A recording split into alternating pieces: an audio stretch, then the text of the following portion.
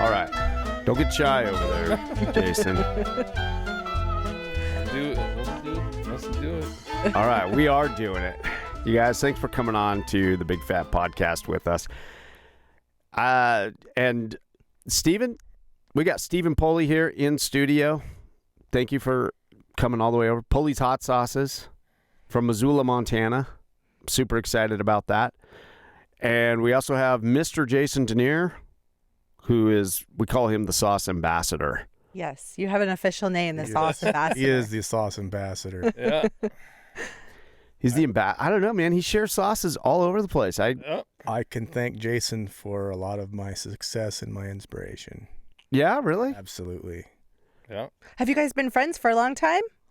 Or quite a while. We met at AmTop, which is Association of Montana Turf Ornamental and Pest Professionals, and over at Fairmont, and it's this conference that people in the green industry have every year. And we were in a class together, an irrigation class, and he brought some Shano sprinkles, and I had some hot sauce, and he was like, "Here, try some of these." And I think I had like a pretty good mouthful of it, which I regretted. oh, those things are hot. Like it was probably the equivalent good salt and pepper. It was probably the equivalent of like a heaping teaspoon. You know? Oh, yeah. I just ate a mouthful of it, and I was like, sat there and did a burn. I was just like, had my endorphins going for that class. And, and then I brought a bunch of sauce for donations. And I bought it all. For Jason, pretty much. That's right. Pretty much yeah. bought all of it. I remember and then he was like, spread the love and spread that around. And everybody was like, you should really do this. And so that was kind of the last straw there for me to decide to go legit with my hot sauce with Moruga. Go legit. Yeah, Love it. Moruga was the starting sauce for you. That's my favorite. I mean, I love them all, but that Moruga, it's my favorite. Thank you. Yeah, I love it. Shano's Moruga bacon. That's an appetizer tonight. So Connor made that. He got that. He's like, no, you said to put the bacon with the Moruga on there, and he made that one day at home when he was at home. Made the bacon with the Moruga, basted with Moruga on the Traeger. It was so good. Yeah. I've yet to try it. It's yum. Tonight. All right, I'm looking forward to it. So question, the time that you dropped a bunch of hot sauces into the tip jar, did you two coordinate that at all? No. No? No. Because we were like, we had just emailed you or contacted you, and like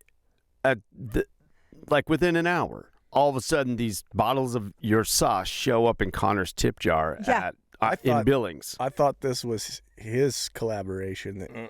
So I had contacted you because I had contacted a couple of different. When I had contacted you, Connor came back with these sauces, and I'm like, what?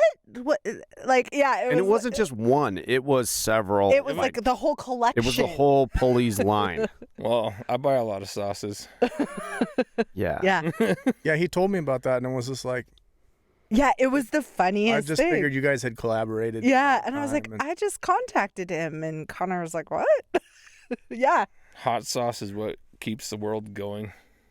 Yeah, well, it worked. It worked. It was funny though, because we were trying to figure it out. I was like, do they know each other? I was trying to figure it out with Connor, and I'm like, and he's like, I don't know. And I'm like, did he like tell him, hey, go drop off some sauces with them or something? Like, and he's like, I told him after I did it. Because he was like, you're always trying to assume stuff. I'm like, I'm just trying to figure it out here. And so then I was always curious. Yeah. And well, I seen the tips with, you guys got the ammo or some elk meat or, Yeah. So I was like, I'm going to give him hot sauce. Yeah. You're like me. You don't believe in coincidences. I mean, there's got to be a reason. I was just trying to figure it out. That was a big coincidence. And I was like, which I was like, that I did tell him, I'm like, that's a hack. I'm like, that guy's on it. I'm like, Genius. That's a hack. And I was saying like, that's a good move because, and it was just a coincidence, but that's why we were putting those pictures out, honestly. Right. We were putting those pictures out. People would put stuff in the tip jar. Or Connor would, I would like, dude, take a picture of that, post that. Because you're going to start a thing. People are going to see that. Yep. You know, and I'm always looking for those little hacks and little tweaks on that, right? And so he did that. He took a picture, and I'm like, dude, take a picture, type it up, run it by me. So he ran it by me, whatever the caption was, and we posted it. Right after that, boom, ammo started showing up in his Elk meat. Hot sauce bottles. Like all the time, stuff was showing up. People were just coming by and being like, cops were giving him ammo. You know, like That's great. he was coming home. Job He's like, security. yeah, he's coming back. He's coming back from Billings, and he's got Ammo and boxes of hot sauce. 223, and he's like, I'm like, man, where'd you get that? He's like, I don't know, some cop drove by and gave me some ammo. And I'm like, and he had on his tip jar, he's like, help me buy ammo. And so anyway, well, I was like, well, that's an awesome. attention hack right there. Yeah. But that isn't, and Connor's always like, you're always trying to like assume things. And I'm like, I'm just trying to figure it out, man. It's a real big coincidence. So the mystery has been solved, man. That's great. Yeah. So do you go by Steven or Steve? Steve usually. Steve? Because we just All met. my friends call me Pulley. Pulley? Yep. Yeah. I don't know if we're quite at that. Not quite that level You know, yet. we'll wait till hour 2, and then I'll be like, hey, Pulley. But, man, how did you get into the hot sauce game? It was a hobby, kind of like a lot of hobbies that I've had. I really enjoyed eating hot sauce.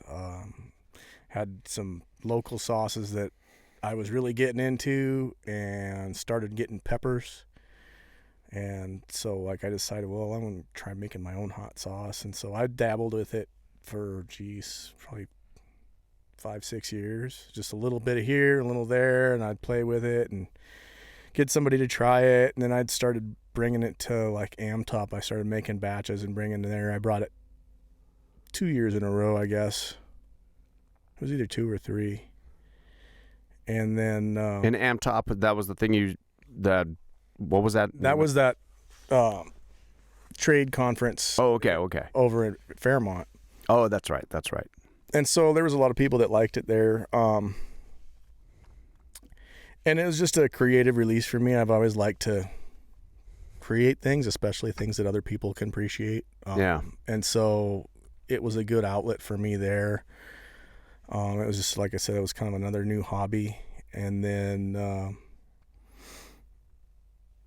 I was going to get it co-packed, and things fell through with the person that was going to co-pack it, and we fell through, and that's a whole nother story. Don't even really want to get into, because I just don't want to have any negative talk.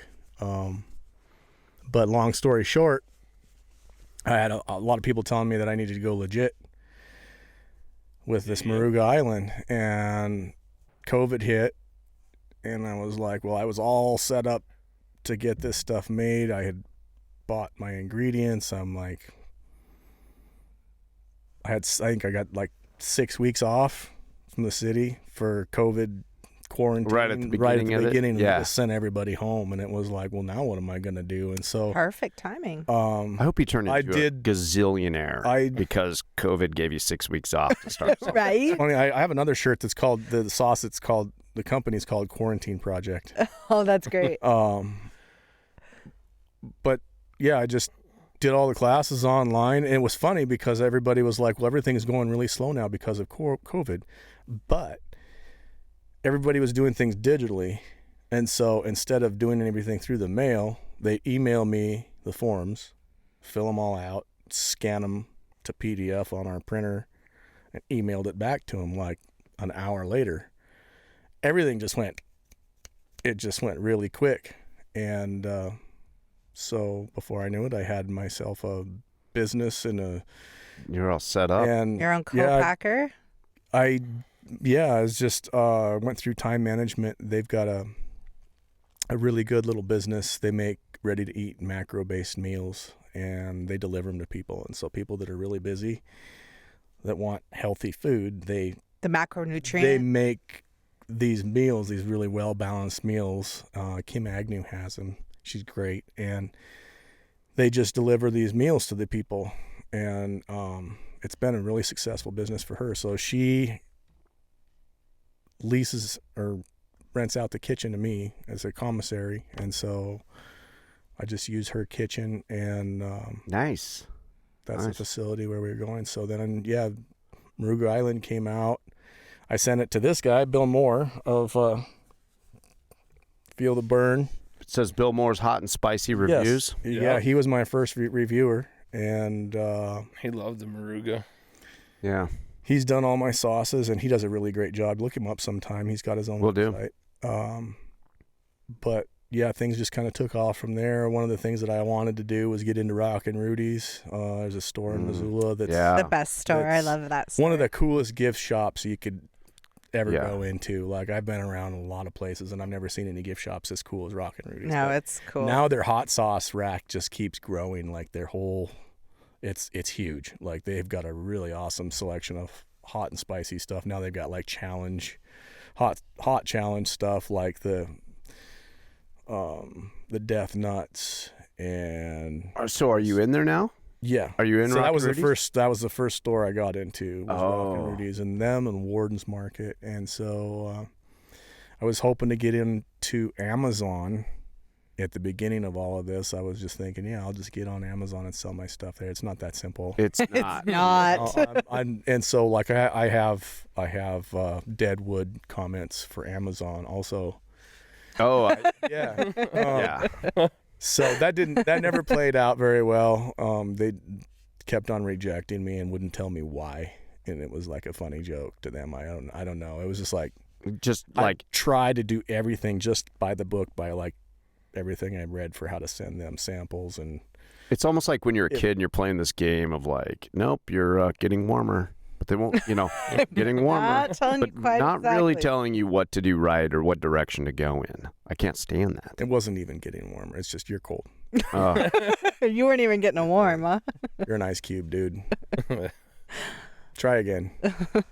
Oh, I ultimately talked to some people, and they were like, yeah, you're not, unless you're really, really doing a lot, Amazon's probably not for you. So yeah. I enjoy what I got going on right now. Everything is really personal. So like I go into my stores, I talk to the managers in the stores. I know all the people that I'm selling my hot sauce to, Yeah. in person, and having a face to talk to. And I just like doing business that way, where, if things could get bigger, Yeah.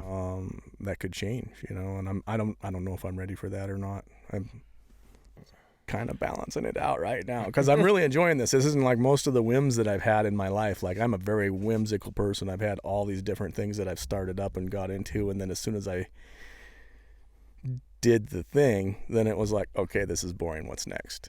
Yeah. And that's been my whole life. Well, I got to this, and it's like, well, it's not boring yet. Yeah. So it's So- 2 years that I've been doing this as a business, and it's not boring. So that's kind So of what is your inspiration for these recipes? Because they are very different than a lot of typical hot sauces you run across, like the Moruga Island, the Montana Gold, which is another one. That's hot. But it's super good. But they're all very different, I find, as than a lot of different sauces. Like the ingredients are just, yeah. So what's your inspiration? It's just kind of being creative. Honestly, the only one that I really had any other sauce in mind with originally was Moruga Island. There's a sauce called Inner Beauty that started with, I'm trying to remember the name of the first company, but then Todd's bought it, and then it turned into Todd's Inner Beauty, and it was a sauce that I loved long time ago. It was one of my first favorite sauces, and it's a mustard-based sauce. Well, I was like, well, maybe I should, I was just farting around, and I figured, well, I'll just try something like this. And so I saw their ingredients in there, and it came out completely different. Probably the quantities are completely flip-flopped, but there's a lot of the same ingredients that were in there, other than instead of Scotch bonnets, I used yellow scorpion peppers, but like it has less mustard and more of the other seasonings, and it's a very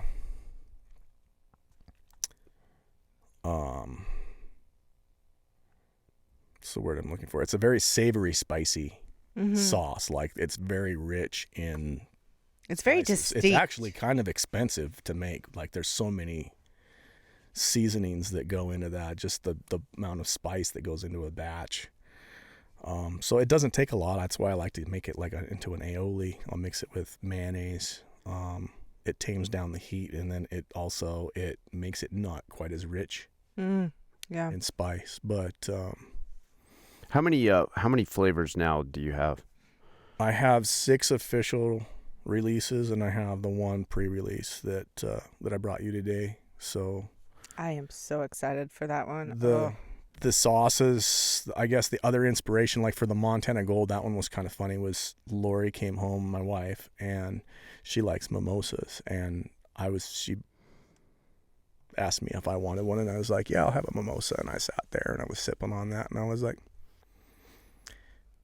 light bulb. I was like, hey, we could, and she's like, if you say hot sauce. And I was like, oh no, yeah, that's exactly it. I was like, I make a hot sauce that tastes kind of like a mimosa. Oh, that one's good too. And so I used grapes. Like I couldn't make an alcoholic hot sauce without jumping through a bunch of hoops. So there was no using actual wine. So I used white wine vinegar and grapes and orange juice concentrate. Yeah. And then I use the yellow scorpion mash.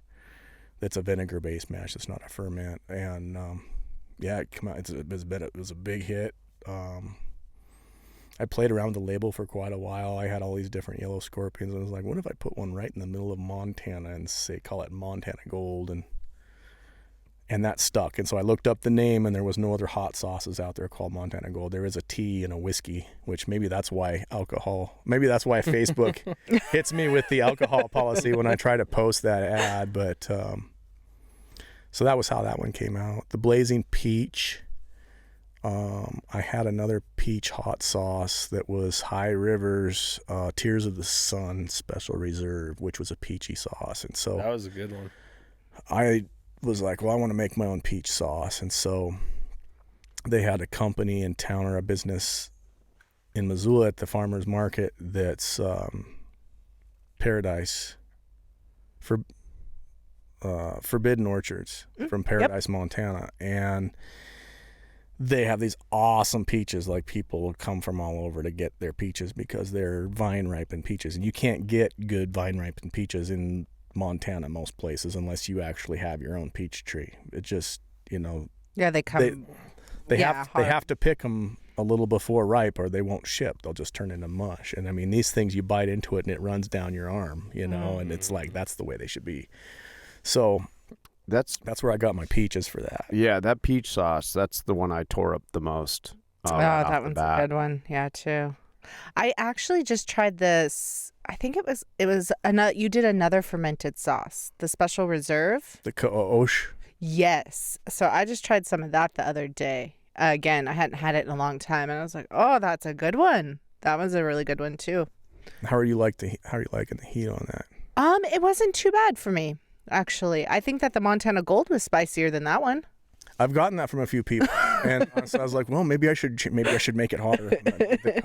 I think it should be at least equally as hot. They're both a 9 out of 10. Yeah, no, that one wasn't as bad. That Montana Gold, I remember the first time I tried it, that's the one I tried very first. And so when I ate that one, I was like, and then I tried the other ones, and it was pointless because I was already so much on fire from the Montana Gold. But that, however you pronounce that was really good. We've been waiting for somebody to arrive to pronounce that for us.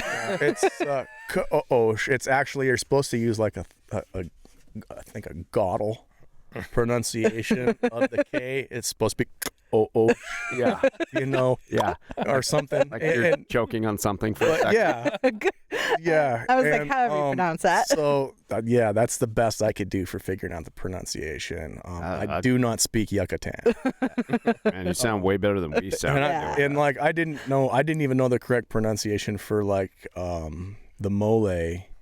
If you read it, it looks like Oaxaca style hot sauce, and it's Oaxaca. And I had Rhett Grizzly Heat Griffin, who does reviews. He was the one that knew that. He had somebody that knew that word was Oaxaca, and so Yeah. Learn something after the fact. It's a little That's embarrassing. great. No, hey, man, I'll just run with it. Own it, man. Yeah. Yeah, we get these bottles, and I'm like, we take shots at it in the trailer, and we're just like, we don't know what we're saying, but No idea. it tastes good. We'll put them on anything. Yeah. Yeah. No, that's super interesting. What about the process there to get like your wholesaler's license?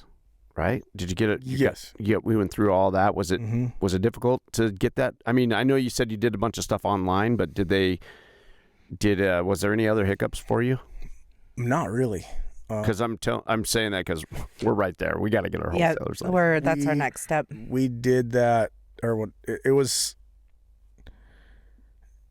all spelled out. Like, so if you get a hold of the Department of Health and Human Services from Montana, they will send you a list of everything that you need to do. Oh, okay. And I can get you that information if you want. I've actually got it all in a nice little tight package because people have been Yeah. asking me Yeah. since I started this, like, how did you do that? And it was So we had a local health inspector here, Mhm. or whatever the title is. A super good dude, Oh, and he was the best. and I don't know what has happened, but he's no longer here. And he was going to just walk us through that whole process super easy. And like, I've been focused on a bunch of other things, and we have been. And then all of a sudden I heard that he was leaving, and I was like, wait, what? And Super bummed. they're still trying to hire somebody for this position here locally. But he was going to, yeah. So now we got to like figure it out ourselves. Yeah, now we don't have that little person to help us along with it. But yeah, that's our next step, is to do the wholesaling. So yeah, whatever information you can, or any tips you can give us, we'll take them. Yeah, I mean, first thing they always tell you is to get a process authority to write you a letter as far as what your process requirements are. So you'll do that, you get that letter back, and then they'll talk to you at the state. And so then they give you your application, and you got to get a kitchen, and your kitchen has to meet all the requirements. Yeah. For, like for me, it was for manufacturing and bottling in a acidified food. Yeah. And then you're required to pass a better process control course. I got mine through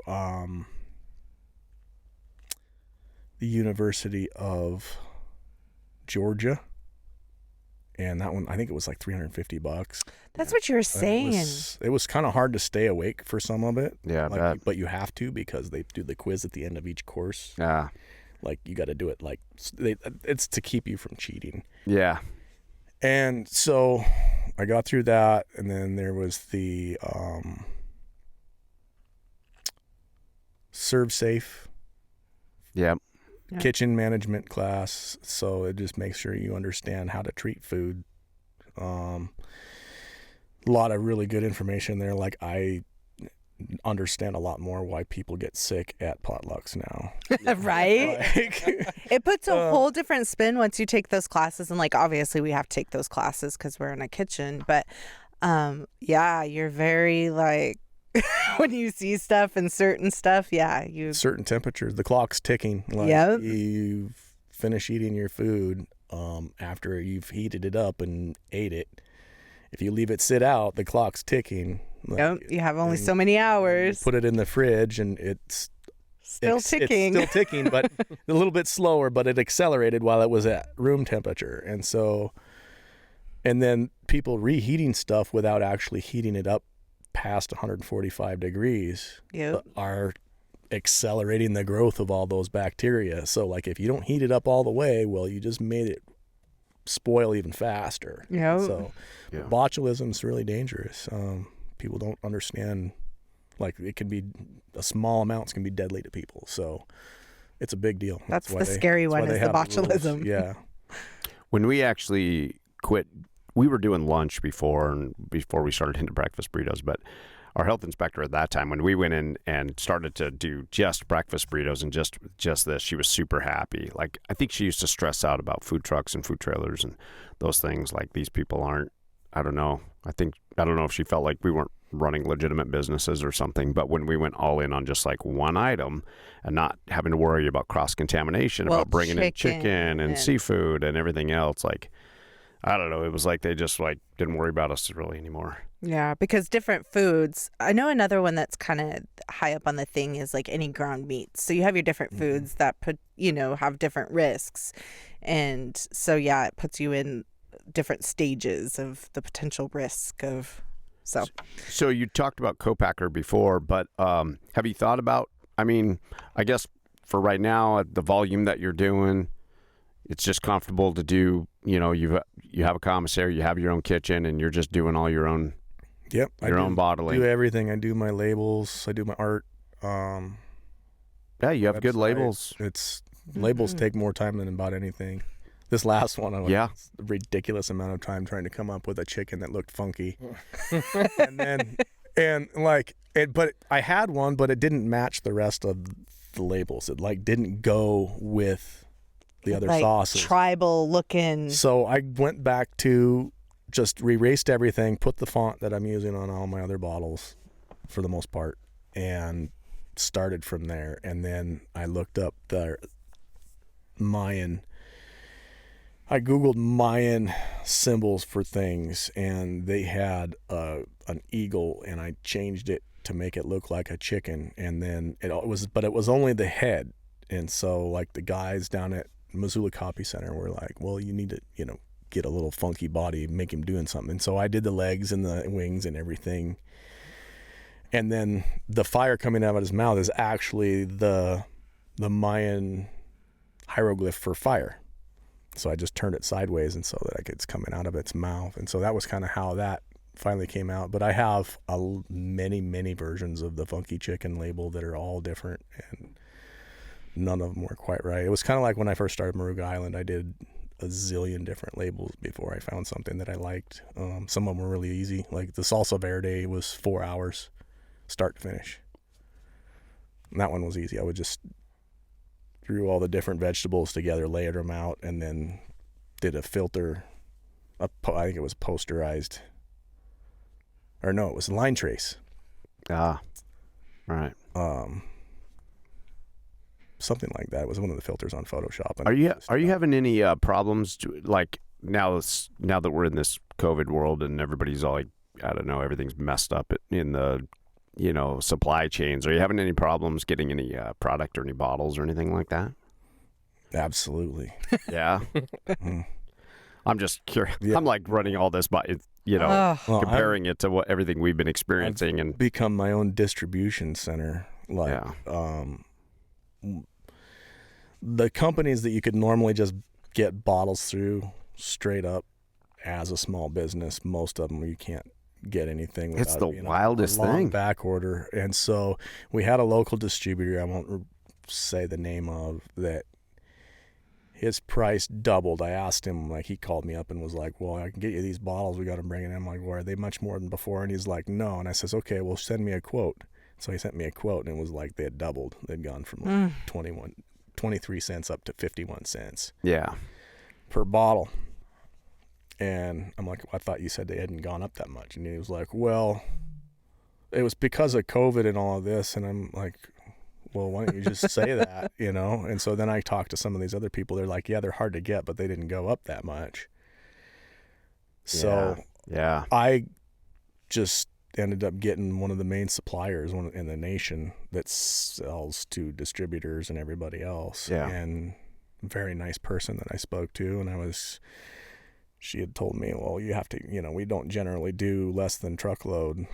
Oh. And I'm like, well, I'm kind of in a boat here. And the first order, I just said, well, I've got a company that can come and pick them up. And so I had a trucking company that delivers beer to and from the coast of Missoula and deals with all the brewers. And his name was given to me, and he gave me a deal. He was like, oh, I'm not, I won't charge you that much. I'm not going to say how much it was, but it was a screaming deal on getting a pallet from Oregon. Nice. So we brought a pallet over, and then Oregon, they couldn't get any supply there. And the next one I ended up having to get through California. So I just ordered a pallet. Yeah. And we ordered a pallet, and it just doubled the price of every bottle. Yep.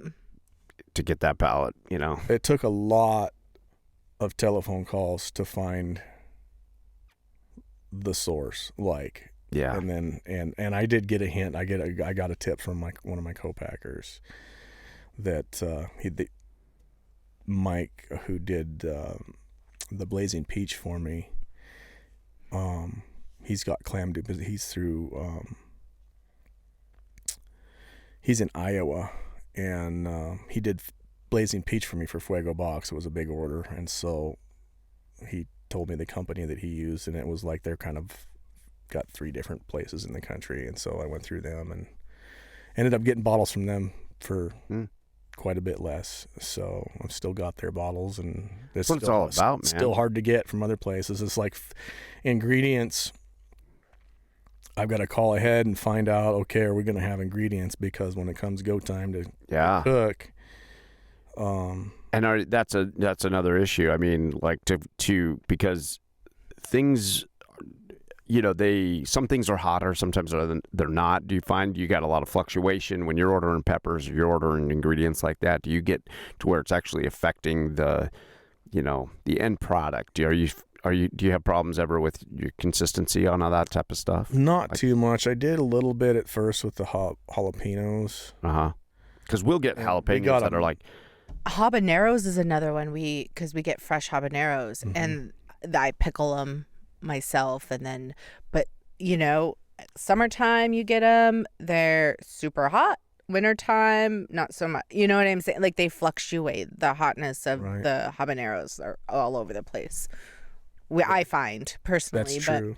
But yeah, so like I'll have a batch of habanero sauce that's like, oh, this, and then some of it's like, wow, this is a hot one. Yeah, when I freeze up my peppers, I freeze them up and write down the date and the supplier on the bags, and I do try to mix them. So when I'm putting a sauce together, some from here, some from there. And, gotcha. And that seems to help. Yeah, keep the consistency. But better. I haven't had too much heat consistency issue. I did on the first my maiden batch of the salsa verde. It was a little bit hotter because I had a different source for my jalapenos. Gotcha. But I've got pretty good sources now, and I try to stay ahead of the game. All the produce gets processed and frozen as soon as it comes in. Yeah. And so you're ready to just keep it weighed out, and then that way it makes it easier when it's time to put it together. Yeah. No, it's smart. Jason, when are you starting up your sauce company? I'm not. What do you mean you're not? Nope. I just eat it.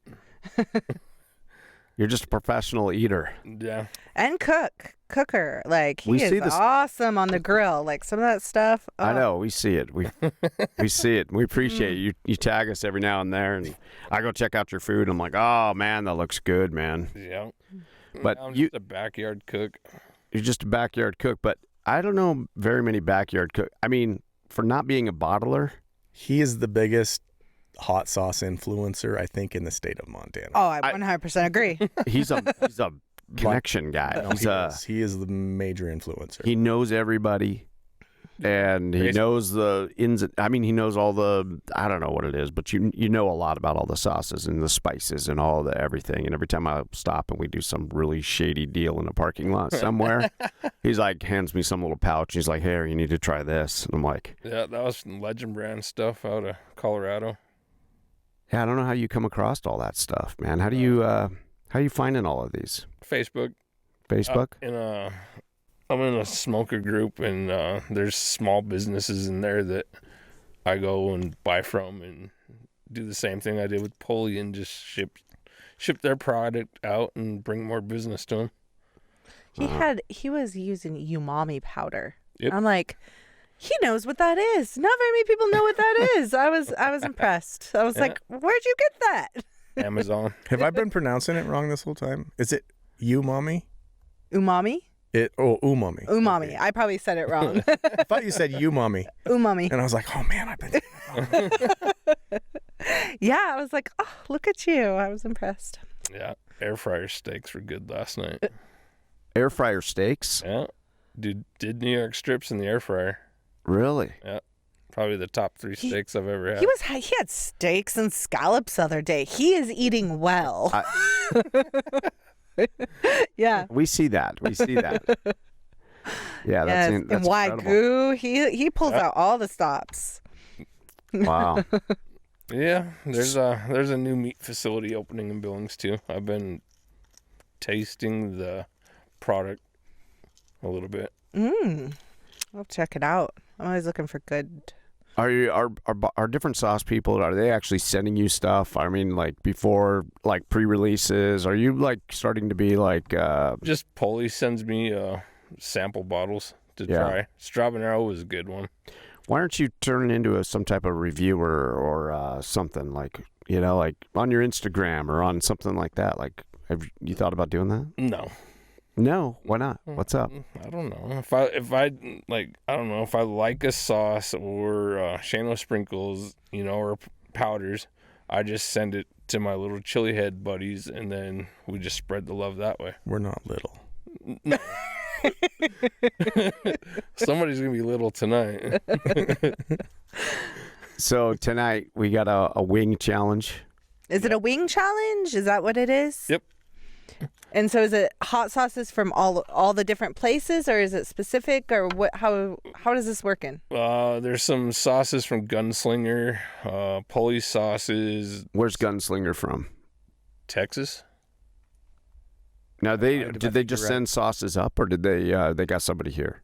No, I ordered them. Oh, okay. I'm a hot sauce hoarder. Okay. Oh, I know. Sometime you need to post a picture of your pantry or wherever you're stashing all this stuff. I know. I think I have a lot of hot sauces, but I don't know. I think you have me beat. In the fridge, I probably got 2.5 shelves of hot sauce in the door. Oh yeah, us too. And then I got 3 cases of Blazing Peach downstairs, and then where my rubs go, I have a whole top shelf of other hot sauces. And I have about 6 bottles of Shano sprinkles on hand at all times. Wow. And then there's the little concentrate bottles, and you're like are you doing shots with those? You were telling me one time you're doing shots with the concentrates or drops or something? Drops. Dropper. The tinctures. Yep. Yes. Do you do that too? Do you do the tincture drops and? Yeah, I make them. Yeah, You make them? I remember that bottle. Yep. He brought us that bottle. Did you? Oh, of that's that right. Did you? tincture. How much That's of that right. did you try? I tried a little bit, but then I added it to one of our sauces. Okay. Yeah, I just dumped it all in. Went to town, but it's warm. And it smells like That's right, because we needed to heat up one of our sauces. Yeah. We're like, and that's I where we smelt it and I'm like, whoo! it was potent. and it took it there and where we Yep. needed to go. Yep. So tell me again tonight about this. What's it called again? Say the name of it. Perch. Perch. Yep. That's the whole name of this challenge. No, that's the okay, so this whole thing started out like I went down and talked to Harvey Singh about getting a table for 10, 15 of us to get together to do a wing challenge, and he's like, why don't we just make it a thing for Billings and get the chili heads out? Yeah. And we're gonna have Stephen Pulley down there, so he's like, we got a hot sauce guy maker coming, so let's just blow it up. Make an event. Yeah. And I'm just giving out free bottles of the funky chicken, our pre-release, to everybody that shows up. And I brought down like 20 of my hot sauces that are like the super hots that I've collected from here and there. Oh, that nice. we can try out. And another guy from town, Colton Bequette from Missoula, he's got man, I always forget names when I'm under the gun. I forget names all the time, man. I'm terrible. Rock and Heat. Yep. Rock and Heat. And he made a Verde that was his sticky stinger, which was a honey, like a Ooh. honey Verde that was really, really good. And I told him, like, you got to do this. And so I actually helped him go legit with that and co-packed it for him. And That sounds we're amazing. selling that. He's got another one that is the Sergeant sauce, which is it's a garlic. It's like a roasted garlicky sauce. It belongs on pizza. Like just pour Yeah. it all over pizza. I love a good garlic sauce. That's my go-to, and I do the same thing. I dump it all over pizza. Yeah. That sounds awesome. That honey one sounds really great. I'm going to have to get And that some was of called something. What was it called? Something stinks. The sticky stinger. Sticky stinger. Yeah. Yeah, I drank a whole jar of that live on Facebook. Oh. Like I just sat, yeah, Just chugged it. just drinking it because he's like, chug it, and I'm like, Oh my gosh. it was a really good sauce. So he sent me a couple more bottles after that just for doing it. Oh, I love hot sauce, and I can do hot, but I don't know that I'm your guys' level hot. I don't know. Moderation. I don't know. I think you are. It's just your tolerance builds up. I love hot, though. Like, I dig the hotter, the better. There's not typically too many hot sauces that I'm like, ooh, that got me. That Franken sauce stuff you gave us. Oh, she dumped that onto something the other day. The green? Yes. Oh, I love Franken sauce. That was actually released with Montana. That one has some good bite to it. Yeah, that's actually a beautiful sauce. Yes, it is so tasty, though. It is so good. And I was just slathering it, and I'm like, by the time I was done, I was like, wow, that is hot. Yes, Angry Irishman made that. Yes, yep. Yeah, that stuff is yummy. That's really good. You guys thought about putting one of these events together, like in a morning, like on a weekend in the morning, Like Saturday, so we can be there. 8 a.m. Not advisable. I mean, you got people with empty stomachs and hot food at the same time. I don't know. Not at least not on the challenge. You guys do these things in the middle of the night. Right. Middle of the night to us. Well, there's going to be more challenges coming up, because if the turnout tonight is anything what we're thinking it is, we're going to be doing more challenges down at the Perch and using the U.S. Bank parking lot. That would be great. We definitely especially with summer coming. Yeah. Yeah, we I don't know that I'll get into the challenge, but I'd like to video it and try some different things. But Hot 1019's actually going to video it tonight. nice. That's awesome. Well, I don't think you have to be in the challenge necessarily to come down and try out Yeah. No. sauces. We'll have wings and just a ton of different hot sauces to try out. Perfect. Moses is coming up with a Pinchy Rojo butthole burner one. So, How do you resist that? Yeah, let's get down there. It's got Reaper, Ghost Powder, Dragon's Breath. There's a few things in there. Oh my gosh. Oh, that sounds great. I love the names. I love the names of all this stuff. It's a whole like subculture It is. in food. Yep. Absolutely. It really is. And it's like people I'm finding are like way into it. Like, I don't know how to explain it, but they just seem really passionate about it. All the, this subculture of people into hot sauces and hotter peppers and everything else. And they all like to show off too. Like, we get people at our window too that are just like, that ain't hot, or we'll make something or whatever. But people that are into this stuff, they like to let you know that they're into it, that they know what's good, what's hot out there, or whatever.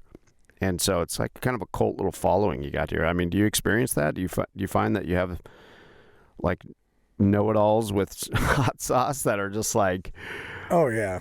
yeah, they're like, I mean, every group's got its... and I don't mean to say that in a negative way. Yeah, but like they people know who do hot know it all, and they were like into your sauce, and I don't know how to explain that. Well, okay, I guess I shouldn't have said trolls. I was thinking of something different when you said that, but...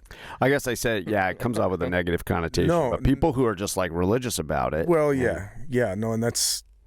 Then there's the other side, the trolls, yeah. It's... With capsaicin, after a while, it's kind of like people who get tattoos a lot, who really start to enjoy the tattoos. It's all about the endorphins. Like, It's a natural high.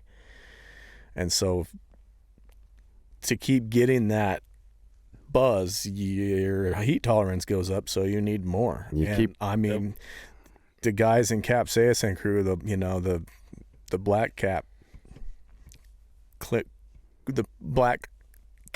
group that have got the caps.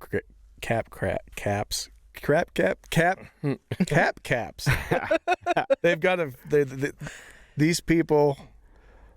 They do meat injectors full of tincture. Oh, man. And I'm talking like a whole entire meat injector. Oh, and sucking down a meat injector full of super hot tincture. Oh, man.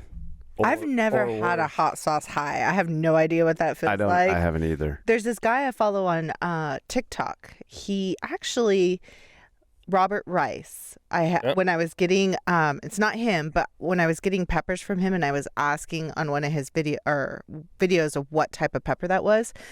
This guy on TikTok, he has thousands and thousands, 100,000s of followers. He's a redheaded guy. Do you know who I'm talking about? Chasing capsaicin, maybe? Yes, him.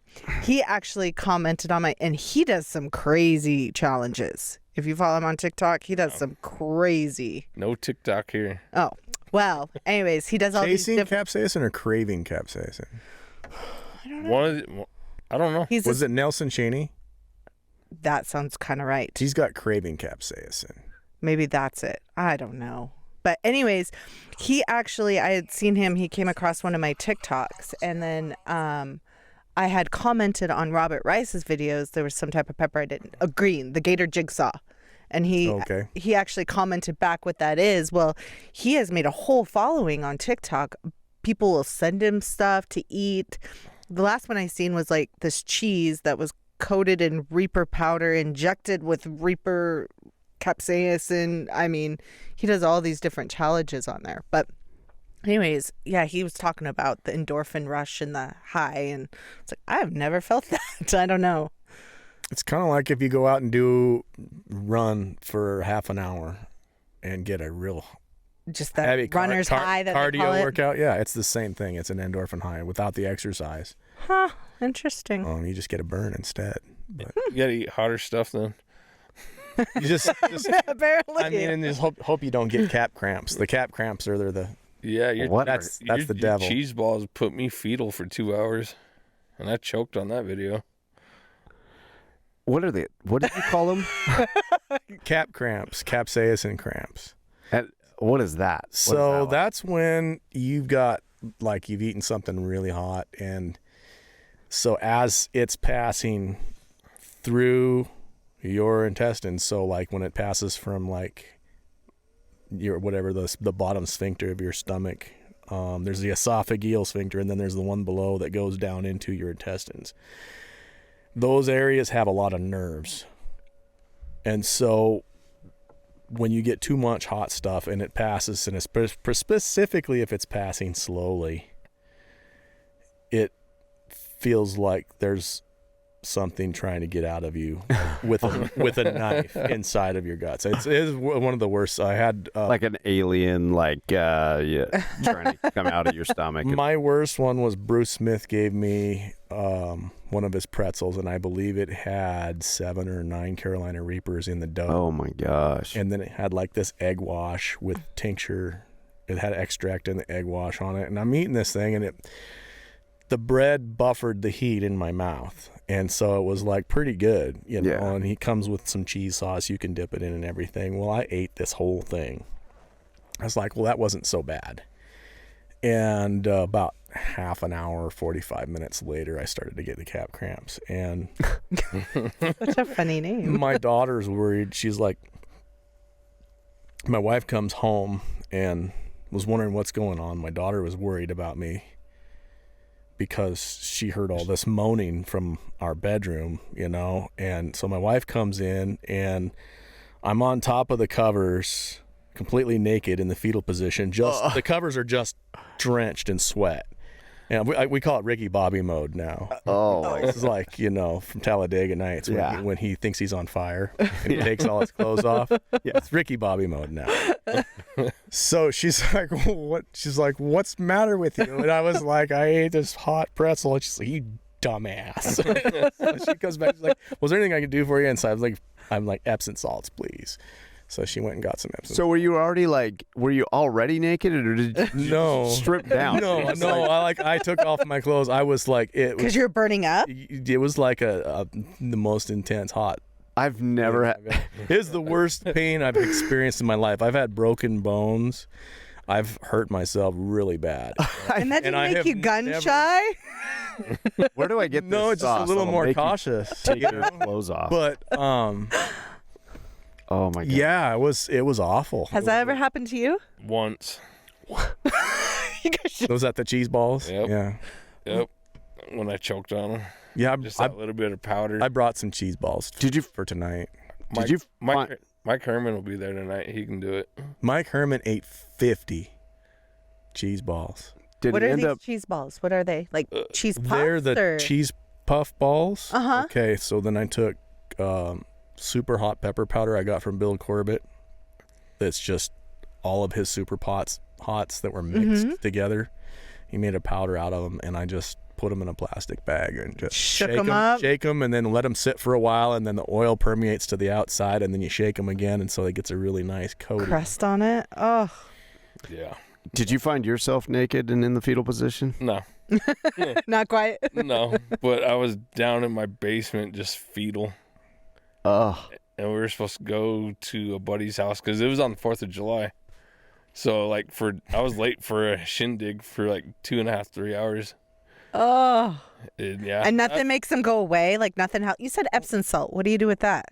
Have you ever had an Epsom salt laxative? No.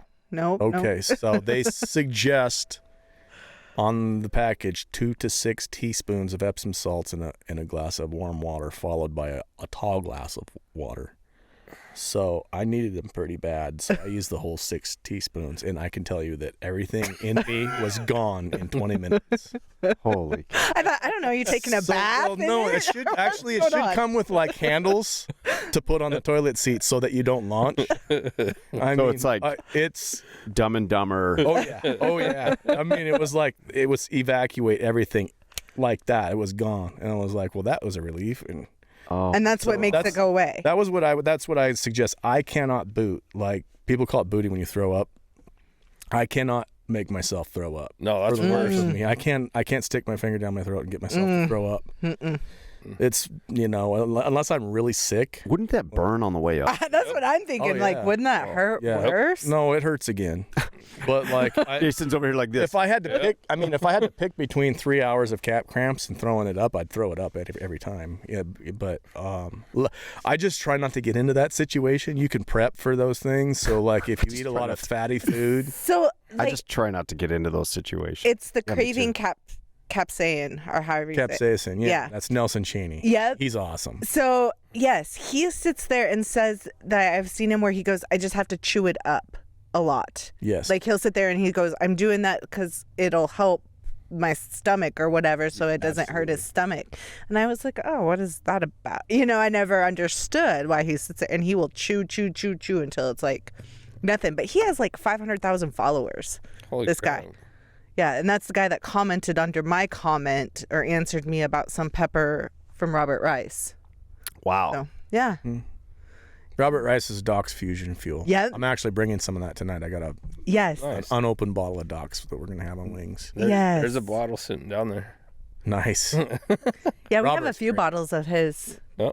Yeah, I like him. Did we get the Doc's Fusion fuel from Jason though? We Yeah. got some from Jason, and then when I ordered peppers He sent from him, he sent us some, and we actually just shipped him a bottle of the sauce that we made from his peppers. Yeah, I saw his post. Yeah. So, yeah, he's a super nice guy. That I know over the internet. Never met him, but No, that's the whole chili hit community's that way though. Like their people are just great. they are. They're just, everybody's very nice, and yeah. If it's a good sauce, it gets a lot of love and shipped around everywhere. Yeah, everybody's very sharing. That's super cool.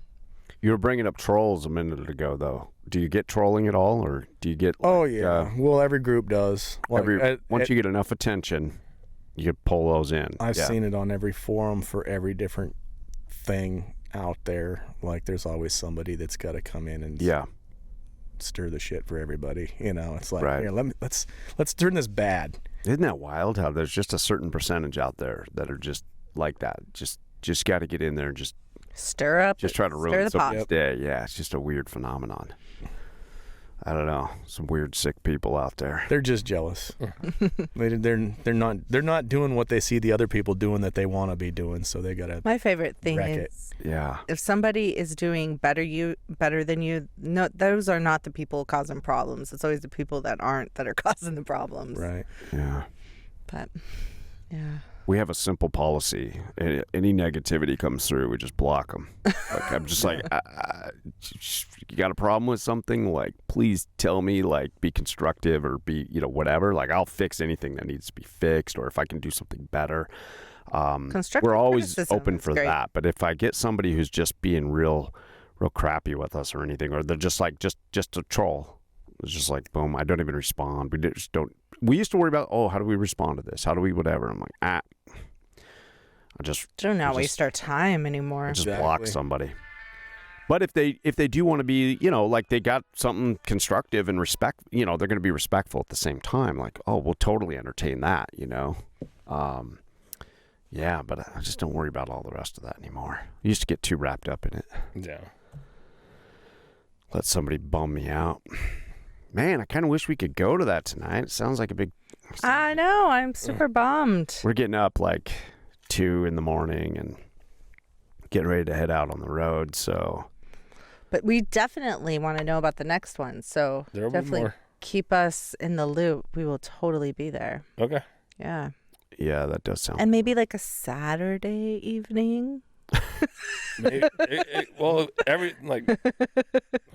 know. I'm just this messing was with supposed to be a small thing, just a few of us chili heads getting together with Pulley, and Turned out to be. That's awesome, though. That's Yep. super awesome. yeah, because I was trying to just reserve 2 tables there and just get us all together, and then Look at you, we're Jason. blowing up. Making big events, having You're an influencer. 1019 coming and videoing. Well, I'm doing the cook-off in June too. What's the cook-off? Oh, yeah, In the Absarki. Montana cook-off, Yeah, or whatever it's called. yeah.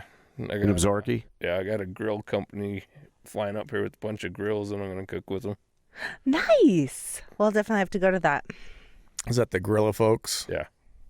Yeah, that's on my wish list. I to get a pellet smoker. Yeah. No, I definitely I want to get one with the Wi-Fi on it. And We have a cook my Traeger. Yeah. I You need a blankie with that in the winter, don't you? To keep the temperatures. Not this one. no, this one's the The other newer one I did. The yeah, Timberline? I think it is. Not sure. Yeah, I think it is. Yeah, I have the Or it's the iron... I don't know. I got it for his birthday. Like, I can't remember. last- Ironwood or something. yeah. And so far, it does really well. Like, I was out naked. 'Cause I I haven't did- had to use a blanket on it. Yeah, years ago we had one that I did have to have a blankie? blanket on. Yeah, have to have a blanket. I'll let you know what he thinks of those. Okay, moving on. Oh, that's funny. Yeah, but well, shoot. Well, I'm excited to try this stuff right here. Yes. I can't believe it all ended up over on April's desk over there. I can't even look at it. We should get Super thrown in there or good. something. Although I have to keep talking for it to show on my face. Is it showing? It is. That is it. It's all focused on your face, but there it is, right there. Yeah, now I can even see the label that you were describing there. So Yeah, it's great. yeah, that's cool. We were talking about that though. What do you find is the most interesting part of this? And you were saying like when you found this hobby of yours that it provided, I don't know, the right level of stimulation. What do you find is the best part of it for you? making a sale. So it's the sale. That's honestly that's the most stimulating part. That's the most rewarding part of somebody buying that, getting a new store. Yeah. Somebody order. We just got in at the Chalet Market in Belgrade, and just got on with Doc Hottie's, which is huge. They're down in Florida, in Lithia, Florida. They put an order in, and so that was big. And even, the little orders, so one bottle somebody orders on our website at pulleyshot.com.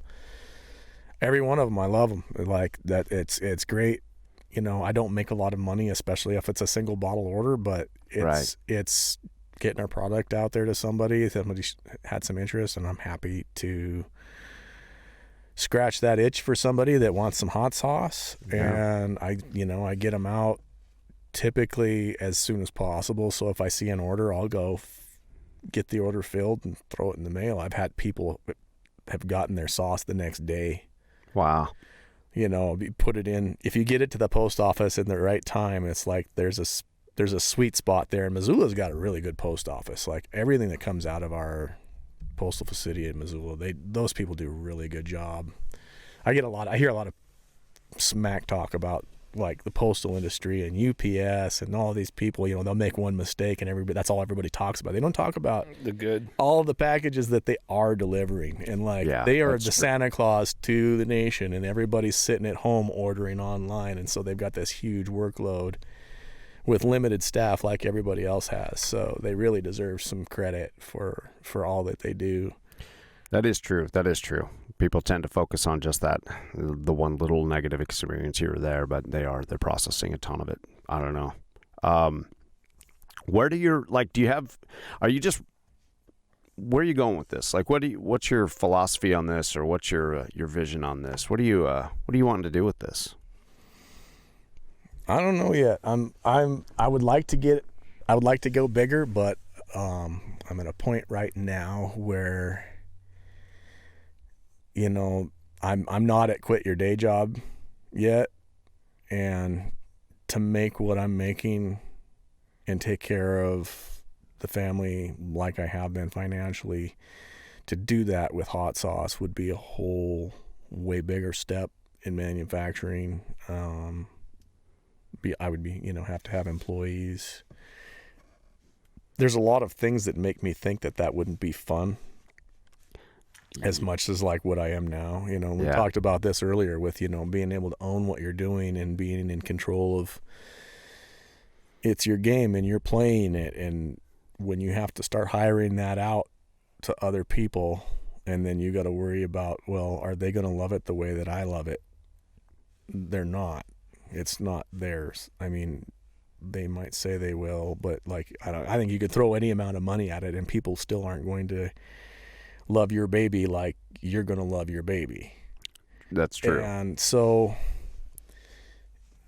I've had a lot of thought about that lately, because I'm really liking where this is going. I'm getting more and more attention. It's been 2 years. I just got into the black finally. And it was a pretty steep jump out of the red into the black. And I was just like, well, okay. So at this point, I'm going to try to keep a day job. I'm trying to not take on a 60-hour-a-week job, because that won't work. But try and keep my day job and keep doing what I'm doing. And like, my ultimate goal was to take my profits once I get out of the red and get into the profits, and just use that to pay on the interest on our mortgage on our house. And it's a tax write-off. So that takes all the income.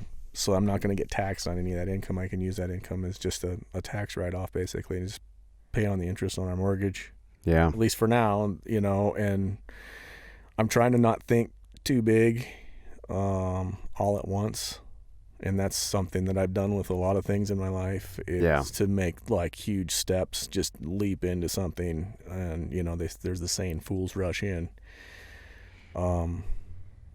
They rush out real quick too. That is true. So like, this is the first hobby I've had that has really developed into something, and that I've kept. You know, I've had a ton of different hobbies, and my wife is, God bless her, she's super awesome, and she was very leery of this when I started it out, because that was my next question. She'd been with me with all these other whims that I've had. I had a rocket addiction. Like, I started experimental rocketry a while back and ended up getting into that until I finally made my own rocket with my own propellant and my own parachute and all that, and launched the thing up in the air. And then it was like I never touched any of it again. Oh, wow. And then I got into reloading and doing a little bit of gunsmithing on my own guns. And so I got into all of that and got all the gunpowder and primers and reloading stuff, and was playing with that, and got my gun all tuned up, and 3 bullets touching each other at 100 yards. Okay, what else is there to do? So I dropped that, you know, like, it was cold, and I got into growing mushrooms one winter, and grew all these different medicinal mushrooms, reishi, and just got into that, and the whole microbiology involved with mycology, and that was really fascinating. And I grew mushrooms and froze them up. I still got a freezer full of dried mushrooms. Did you do lion's mane? I did. Ugh, that. I've seen people. That is the coolest looking mushroom. Yeah, I did a little bit with William Gregg. He has Mother Fungi. It was Front Street Fungi at the time, and his business has exploded. He's like a major player in the Northwest right now with growing mushrooms. Yeah, mushrooms they're really good. There's a lot of good stuff in them for you. But I grew them. And then once I grew them, it was like, okay, well, this is boring. Now what else is there? And so it was just kind of been like that, one thing after another. And so and of course, I don't throw any of that stuff away. Yeah. I don't use it anymore, but it's like I loved it, so I can't throw it away. So my wife is the absolute opposite of clutter. And so she's like tolerated all of this, and then it was hot sauce, and it was just, I could just see her eyes rolled all the way backwards 360 when I said that, and so I kind of left it alone. And so I started this whole business out on my own money. I took a little bit out of a pension that I had from working at the airport and used that to finance, and started out with $4,000 basically. Yeah. To finance all of this. And that's kind of the best way, though, is to keep it lean, let it grow, and without just dumping a whole bunch of money in there, and you can't support it. And it's, I don't know, we've been building our business very lean for years. People are like, why don't you do this? Why don't you do that? Well, because I don't want to go borrow a couple $100,000 to go put this next big kitchen in. In some ways, that's limiting. We probably could make it, but then all of a sudden a pandemic comes along and changes the game. Mm-hmm. And you're like, wow, like the reason we're making it is because we were lean during these times. Like some things that were our liabilities, about our business turned into our assets about our business. So, I mean, I don't think it's bad to keep it small, keep control of it, learning it while you're going. I think that's a good way of handling that instead of going all crazy once you come across something. I think it's a good way of doing it. It's funny because you're right. We do have a lot of things in common. You'd mentioned that earlier. Like several years ago, I sunk a ton of money into a whole reloading setup. It never did. I didn't get as far as you on a lot of these things. I could tell you a few more things that I have the same thing that. Like I have all these little pet projects I go in on. I guess so many of them, and I still have it all. Like I have all these other little things. I get interested in something like that, and I research it, and then I research and I research and I research it, and then I'll go buy all the stuff to do it, and not just do it, but do it right. Absolutely. I go all in on that stuff. I have many of those projects. I have a ton of reloading stuff that I've never assembled. I've never reloaded one thing. I think I did assemble. What I did, I think I reloaded like 20 shells or something. And this was in like 2010 or something. But still all there in the box. I have ready everything. to go. I have everything. Anyway, I have all kinds of other projects like what you're talking about, the things that I just have that I don't know, haven't been able to get back into, but. No, but that's cool, though, that you found something like that, and it keeps sparking that interest for you, though. That's important. Yeah, and I mean, I think a lot of it is it's mine. Yeah. I didn't hire somebody else to do most of it. I had two different co-packers made Montana Gold and the Blazing Peach for Fuego Box. And that's nerve-wracking, I mean, one of them came out great, and I mean, he did a great job. He couldn't have done any better, and he really did an awesome job. But it was super stressful because I had zero control in what was happening. It was happening a long ways away from me, and you just have to have some faith that they're going to do a nice job, and he did. But it was really stressful. Yeah, I bet. So, like, knowing that I've done everything is a lot of it for me. It's just, like I said, like the labels, I do all the labels on Photoshop. That's super impressive. To the website. Most of my website stuff's all done on Photoshop, and then I carry it over into Elementor, which is a WordPress app that for building web pages. And so there was a huge learning curve to all of that. I mean, Photoshop is no small program. it really takes a long time to learn how to use a lot of those features, and I haven't even touched on a lot of the stuff that you can do with it. But just that whole learning process for everything is super stimulating. It's just there's always a challenge there, and I'm one of those people that I always need that challenge, and I need that pressure or there's some kind of urgency that says you got to have this now, like you got to keep going or it's going to fail. And it's like I'll procrastinate something until it's right around the corner, and then it's like go time, and I'm like ding, and then it's like, okay, what's next? I'm right there with you, man. My oldest, he went to college, and I learned something from him, and he was like, hey, if you wait till the last minute, it only takes a minute. He has perfected that. You got to make a shirt that says that. Yeah. That would make a great shirt. Yeah. So I was like, man, you nailed it. Can't blame you, man. What was it like the other day? He's like, I have a video to make. I have to have this video out. Hadn't started it. That day, he ended up 12, 14 hours, but he had it done ready for that night to upload. But I can't. I got a week. I got 2 weeks to do it. I can't do it. No. Just can't. I get down 12 to the hours last, before. like, yeah. and I'll put out a 3-minute video, and that 3-minute video will take, I don't know, I probably put 30 hours into that video in 2 days. Yeah. Like, people think, well, you threw that little video together. I'm like, no, I just procrastinated until I felt that pressure. And then I'm like, okay, now all of a sudden I can focus on it. It's weird. Goals don't mean anything without a deadline. Yeah. Like you put the deadline on there, and it's just like it becomes, there's your margins on what you've got to do once you have that deadline there. It just answers so many questions so that, okay, I know I have to get this thing done. How good of a job can I do?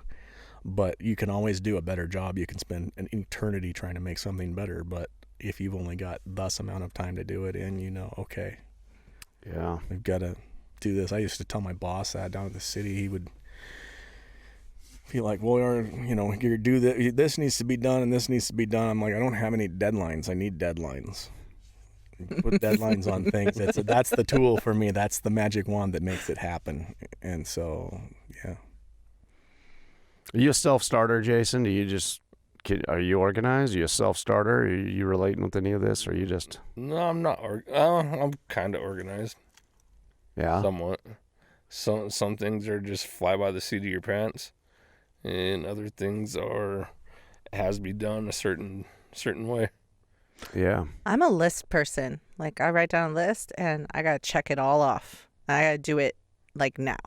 I'm not the one that waits. Like, I can't wait. If I know that this has to be done, I have to have it done now.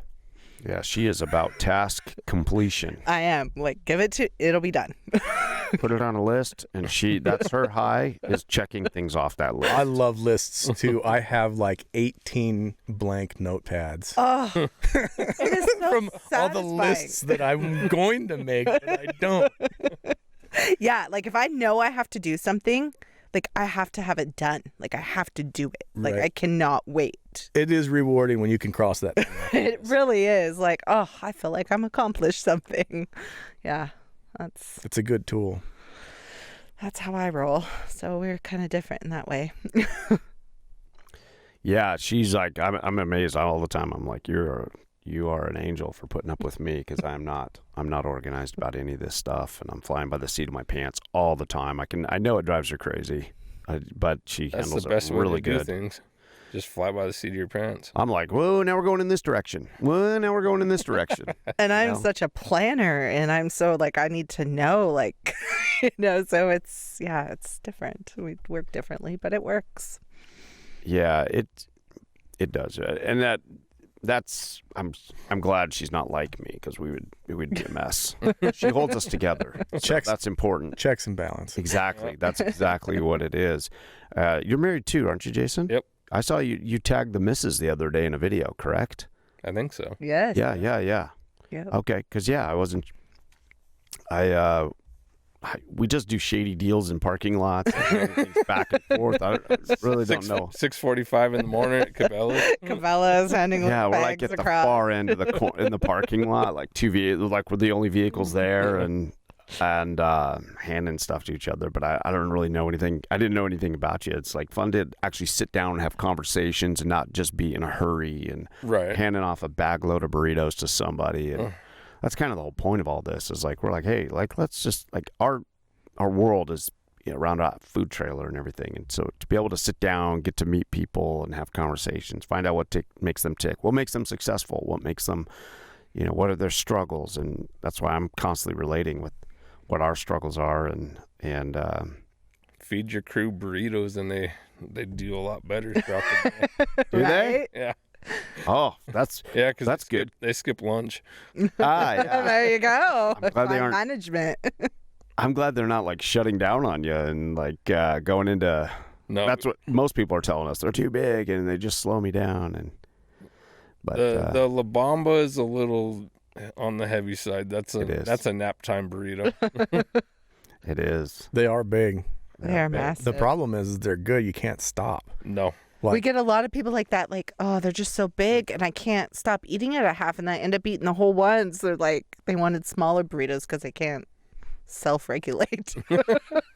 I don't know why we just settled on that number. There wasn't really a big. I don't know. We just settled on a pound. It's a pound. It's just easier in my head to be like, that's just what it is. That's what we go for. And we always do everything on just big round numbers. It's a pound. I don't know. Like, I used to be a truck driver for years, and I've done all kinds of different jobs. I've had all kinds of different, heavy industrial jobs. And to find a good food truck that you could just get a good burrito that holds you over for a long time, like that was, oh man, that just always made my day. And I think that can't cut back. I don't know why. It's hard. We do make a smaller burrito now, though, for people, and we don't really advertise it very much, but we do make a smaller version of it now. Yeah. We make them to order, but I think you were talking about too, like, why do you keep doing these things? Like why I kept with the sauce and why this is working out good for you. And I think it's because people appreciate it and you get direct acknowledgement of that appreciation. And it's like, that's like a core thing for people. Like that's more important than food or sex or whatever. Like that's a core thing that people need. yeah. For happiness is to feel appreciated Yep. and important. And so like that's beyond just like the food business, like anybody that's got a management job, if they can give that to their people will be happy. Yeah. Whoever it is that they're working with, if they can show those people appreciation. That was something that I learned in parks with training staff. Was I hated having somebody else train our staff. I'd like get our new PAs out, and one person would take them out and tell them, okay, well, your job is to empty garbages and clean up toilets. And here's the ones that you got to do. Go do it. Yeah. And that's how they started their day. And so like we'd go out and I would have them like they're supposed to do their driving test first. And so I would have them drive from one park to the next, and I would just show them like all the parks and how much people appreciated like all the people that were using the parks and how important our role is to keep the parks nice and how much people appreciate that. And they do come out and tell you. And so it's like start there and show them like why what they're doing is good, and giving them that acknowledgement that they're appreciated and they're important. They work great. They all work great. And that's just, if you can do that for yourself and whatever it is you're doing and get yourself in a situation where you can feel appreciated and feel acknowledged for what you do, you're going to be happy doing it. I think you're 100% right there, because the feedback we get in the morning, I mean, it really does. It's hard to get up in the middle of the night. I mean, after a while, like, it really wears on you. But I do find what you're saying is exactly right. Like, I feel like I feed off of that a little bit. Like to see that people are that early in the morning, they're just like they're starting off their morning and they say, "Oh my gosh, like I've just been jonesing for this or for whatever positive thing they'll say." Like I feed off of that, and you start to feel like I got to be there. We got to have this in the morning ready for these people. I don't want to let people down, and you're 100% right on that. We have a guy working for us, and he was working for us for not very long. And I was like, hey man, good job, man. You did great today. We'll see you tomorrow. And he was like, thank you, man. And I was like, okay. He's like, I haven't ever worked somewhere where they told me good job.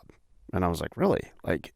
And I just saw how much that meant to him. Like, Yep. and I didn't realize, I don't know, I just didn't really, I just said it, or whatever. But then when I saw that, how much it meant to him and whatever, it really kind of put a bug in my ear or in my mind that now I try to say that. I try to let people know that, not just to say it, but to point out to people that, yeah, hey, you did a good job. And it was amazing. I feel how far people will go just off of that, a little bit of positive feedback, saying exactly what you said. They feel appreciated. They feel like their efforts are being, acknowledged or whatever. And I think in a lot of industries that I've been at, like you're just a number there. You're just a guy who goes and welds track or goes and does whatever. And there's all the different things I've done in my life. But yeah, there is not a lot of that positive feedback that you feel fulfilled in what you did, and your craftsmanship was, respected and acknowledged or whatever. And I think that's what you're finding, as you're making your sauces, you've got craftsmanship there, and the feedback you're getting from that's got to be fulfilling, It is, absolutely. Yeah. It's one thing about the food business too, man. Food is emotional. So I think we were talking about that a little bit earlier, but people have an emotional reaction to food. And I find that is, that's a part of it for me is, people are trusting you with something that they are putting in their mouth, something they're consuming. So to meet or exceed their expectations and emotionally connect with people through food, I don't know. That's a big thing for me. It's interesting because it's got to ramp up too. Like at a drive-in, you think about like, okay, the person is thinking about first, I'm hungry, and then they get to your drive-in and they, especially if they've had it before, they're already like that part of their brain is just cranking around going, I can't wait to get that thing. And so, by the time that gets to them, you're really scratching an itch that they're waiting to get. So and then especially, that's like part of when you were talking about keeping the quality up, and people, once they have that expectation of what they're getting, if the quality drops in any one little way, it's, they're going to notice it. Yeah. And so it's, I think that's probably one of the biggest challenges in the food industry is, and like I see it with new restaurants all the time. We get a new restaurant and they're fantastic for the first 6 months. Yeah. And then something happens. Quality goes down. And yeah, it a lot of places are that way. It's like it'll be really good, and then something happens, and it's like, okay, well, it was good, but now it's not anymore. What is it? Just a general complacency? That comes over places. I don't know. But I've seen the same thing. You'll see a new place opens up in Billings, and everybody's excited. Turnover too in the restaurant and the food industry. Yep. There's so much turnover, and it happens so fast. And a lot of people, if you don't have a chef or you have somebody that loves food, you have to love food in order for that to come across. If you don't, it's not coming across in the product you're putting out. Right. 100%. But yeah.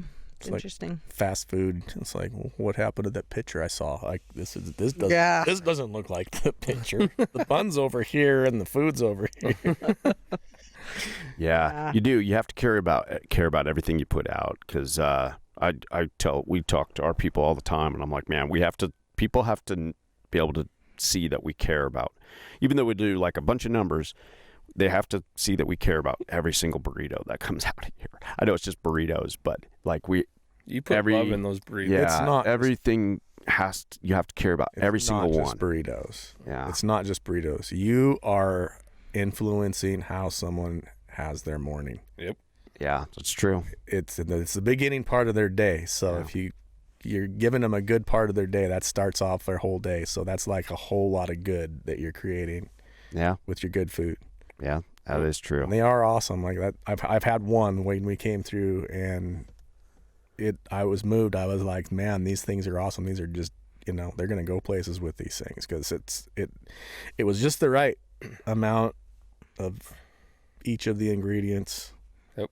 There wasn't anything skimped on in there. That was a big full burrito. There was a lot of steak in it, and Awesome. It was like, that's awesome. I couldn't stop eating it. Well, great. I was like, we were on the road, and I was like, I don't need to eat this much food. But what's funny is like, I'm glad, and thank you for telling me that, because there's times where I feel like when I know somebody's coming through that I want to, give them our product, and like, I want to make sure that product's really right. And so I think I wasn't there or something. I had to run somewhere, and I came back, and I was like, did you make him a burrito? She was like, yeah. Well, I mean, I think I did habanero for him, and then a couple of other ones that weren't hot for your wife. But yeah. Yeah. So anyway, I don't know what special attention was given to anything, but like to have it just go out and be okay, like, we didn't have to put special attention on something. So to hear that it, sometimes somebody will come through and I'll be like, I want to make sure that thing is so right, and but anyway, to be able to just grab it and go, and they got whatever we made, and we try to put that special attention into everything, and that our people do that. So that's the hard thing, is translating what you put into your people, that they do that. So we do appreciate our people, because they know how important it is to us, and it's important to them. They try to put it out. That's the thing with hiring somebody to help you build your sauce company. It's the right people that, man, they make or break the whole experience. So, but yeah, I kind of feel bad. We should have made some burritos for you today, and they have to go to a wing challenge here soon. I know. So they're going to be getting a bunch of good chicken wings. Yeah, I kept it kind of small for lunch. I want the appetite for later. Right. Yeah, April made us this homemade sausage gravy bowl that we've been doing, and this thing is amazing. It's this loaded bowl that we've been doing this week, and it's been doing really well. We've actually been making a ton of those things, but she's been making these big batches of this homemade country sausage gravy, and it's loaded with sausage, huge chunks of sausage, and we load this whole thing up.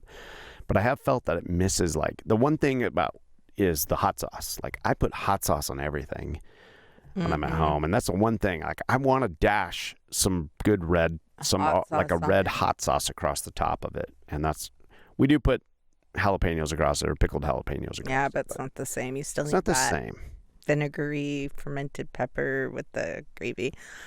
But yeah, I did use some of those little chili pepper flakes that you gave us a bag of. The taipans? Yep. Yep. How do you pronounce that? Taipan? I don't know. I don't know either. But anyways. it's in the sausage gravy. It's in the sausage gravy. It was good. Yeah, that's some good sausage gravy. Yeah. So what'd you guys do with the Moruga Island? So that's to come. We wanted to get on and meet with you first and release that while we're gonna do a special with it. That's coming up. That's coming up next. Yeah. We're actually going to be doing. We've been throwing around some ideas and what we're doing, and we're trying some different things out with it. But we're going to probably do this with we're going to do a pork tenderloin breakfast burrito with the Moruga sauce. Seared up diced pork. That sounds good. With the Moruga. Uh-huh. Yeah. Yeah. Yeah. So I thought pork would go good with the Moruga. What's that? The Moruga goes great with any type of pork. Yeah. Yeah. Yeah. Yeah. And we've never done a pork tenderloin breakfast burrito. And kind of think like, ham and different things, they have different, I don't know. Smoked pork butt. Yeah. Like, we're throwing around some ideas, but yeah. You know what? Honestly, what it would go well with too, and we've already done those, but those kielbasa, the pork belly. Oh yes, the pork belly. We did pork belly breakfast burritos, and those ones came out really, really good. You can't go wrong with So, pork belly. Pork belly is just basically It's a bacon uncured roast. bacon. Yeah, it's just a roast of bacon. Not sliced, but just that layer right there. But pork belly. That sounds great. good. It is very fatty, but what we do is we actually we grill it up and just put a little bit of a crisp on the outside of it. So it's a texture game with the pork belly too. So you got a little bit of there's some not really crunch, but there's some texture to it. My mouth's watering. Yeah, Seriously, it's a texture game. Pork belly Yeah. burn ends. Yeah. Yes. Yeah. Yep. And man, kind of makes me wonder if we go back to the pork belly We've instead been of the throwing pork around loin? the pork. Yeah, the pork loin. We've been throwing that idea around with that, but that's where we're going with it. And it'll be this next week. We usually run our specials for 2 weeks.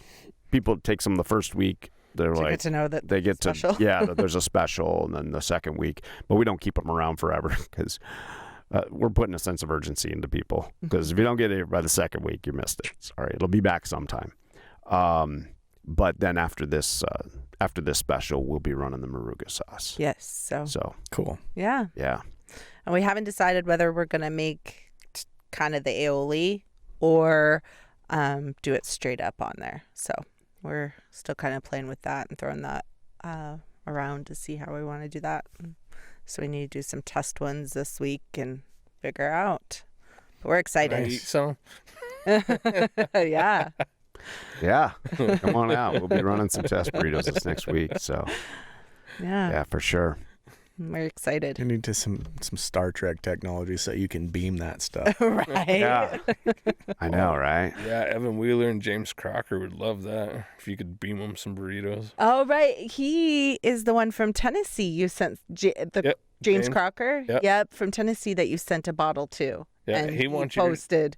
He wants your sauce down in Tennessee now. Yep. Yeah. Yeah. That was super nice. He did a nice post for us.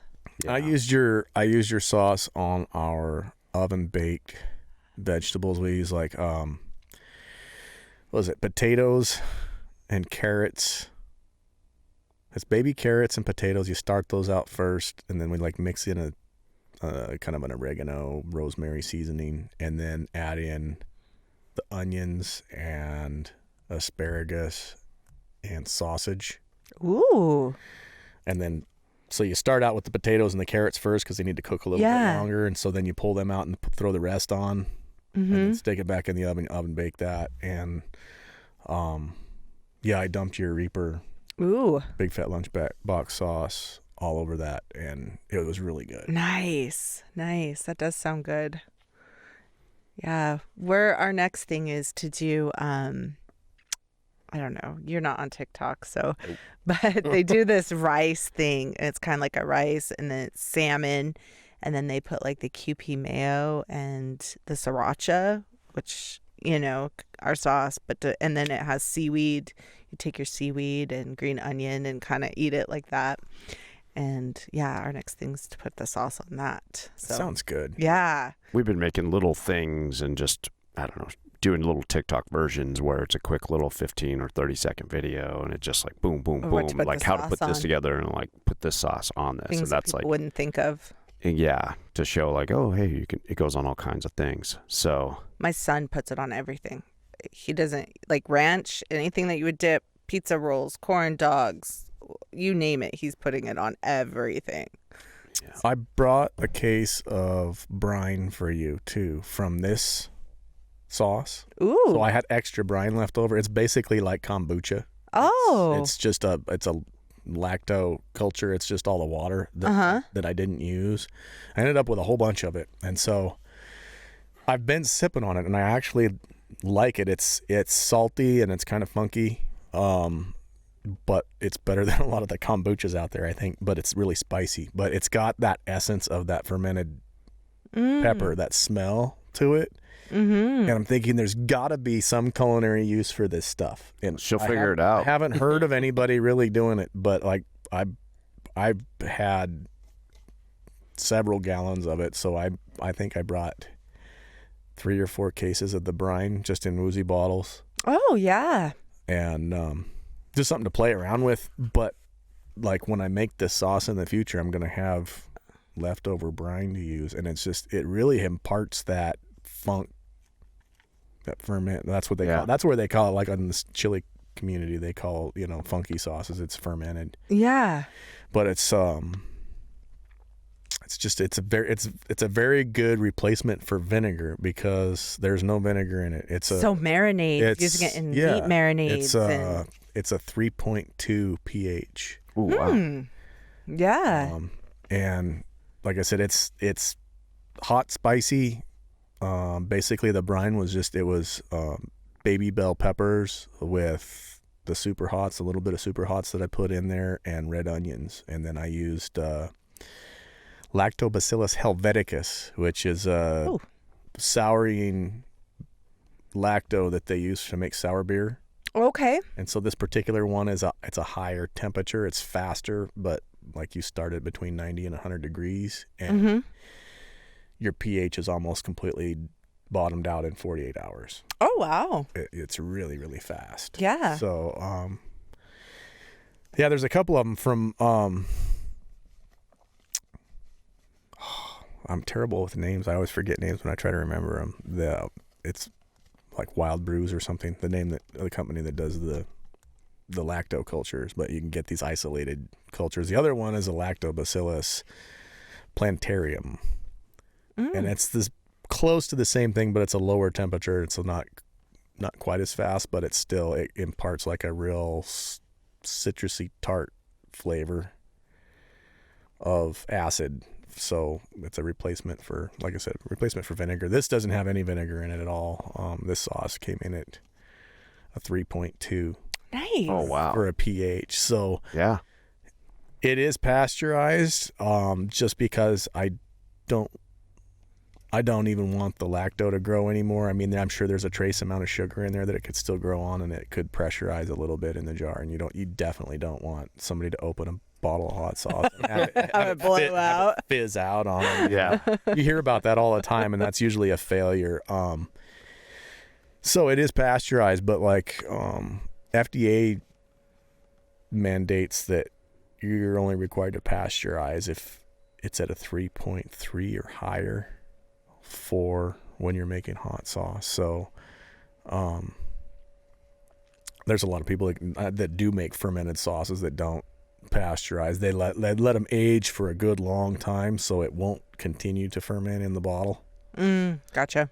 So all the sugar is eaten up. But you're leaving things up to nature when you do that, though, because like I said, it's a commercial product, and so you want it to be the same every time, and you want it to be perfect, and there should be no doubt about it, the quality of it. So it gets pasteurized anyhow, but I was really impressed with how low the pH is. I mean, the shelf life's got to be for a really long time on it. Oh, I bet. Yeah. I bet. I'm excited. But it's got that smell that I love. Like when I do a ferment, the smell that bubbles out of the ferment I really like. My wife didn't care for this one because of the onions. Oh. And it does. Fermented onions do have a specific. Especially if you don't know what it is. Like she just came into the room one day and she's like, "It just smells like an old fart in there." And I was like, "Oh, that's my ferment that's going in there." That was when I was starting this out. I've got a spot in my bedroom. I put it in front of the heater when I'm testing out new experiments. Yeah. So that's where the ferments go, in front of the heater duct. So it keeps them warm. Nice and warm. Gets it going. Hey, well, April is the one to figure something out with the brine. I'm telling you. Yes, that sounds awesome. She's our culinary genius behind a lot of things, most things. I wouldn't go that far. I figure out how to just wrap it in foil and put it out the window. But she's our smarts behind the operation. So awesome. Hey man, I appreciate you guys coming in. It's been awesome getting to know both of you guys here and talking about all this stuff here about sauces. I mean, we've been getting way into sauces lately, obviously because of our own stuff here, and but it's also really fun to like pick some other guys' brains who really know what they're talking about. And I'm pumped about this little event. You're kind of I think if you're not careful, this thing is going to blow up, Jason. That's okay. And I mean, you're bringing in professionals and No. yeah, No. and it'll blow up on you. You're going to have a big old event on your hands here, and Well, I wish we could be at it. The Perch, Moses, and Harvey, and all his crew is in charge of all this. We're just showing up to eat, Huh? All right. which is a good thing because Yeah. Didn't have to coordinate all the stuff. yeah. I mean, it was fly by the seat of your pants. When he told me he was coming, that's when I started. I went down to the Perch and talked with Moses and Harvey and started throwing this together. And then I met with Harvey a couple days ago and said, "Come down to the Perch tonight. We're gonna go on Hot 101.9 and put it out there." And I mean, it was just like boom, boom, boom, just fast. Wow. From a small little get together, some chili heads to 70 some people come. That's awesome. That is Yes. super great. Thank you, Jason. You're welcome. And thank you guys for having Yes, over thanks here. for coming and making Yeah. the drive. This is And awesome. It's a good break to get out of Missoula. And Yeah. do this. well, good. I'm glad you could make it. For sure. And I'm excited to try this funky chicken. I'm excited to get the Moruga going on that. Now I'm thinking pork belly, but I don't know. We're like, let's do something we haven't done yet, but I don't know. So Yeah. Do it on some bacon. Do little trial runs with bacon. A little bit of Shanos. Bacon's expensive. bacon has gotten out of control. Bacon is But- out of control. But we do a lot of bacon, and so to change it up for people, and That's we like why to you're thinking do the something. pork loin. Like, who doesn't like a good seared pork chop, for breakfast with some eggs? Oh, I love a pork chop and eggs, man. Definitely. Yeah, And so we were thinking, Matt, we haven't done that. And that sauce is perfect for pork. Yeah. So I was just like, yeah. ding, ding. I don't know. We'll work something up. It'll go over huge, Yeah. and we're excited about it, and we're excited about trying other future sauces with you, and who knows what'll happen here between us, and we'll see what happens, and who knows what we'll be putting out. Yeah, I'm excited. Yeah. All right, guys. Thanks for coming in. We'll wrap this one up, and appreciate luck. you. Yep. Thank you. Yep. Awesome.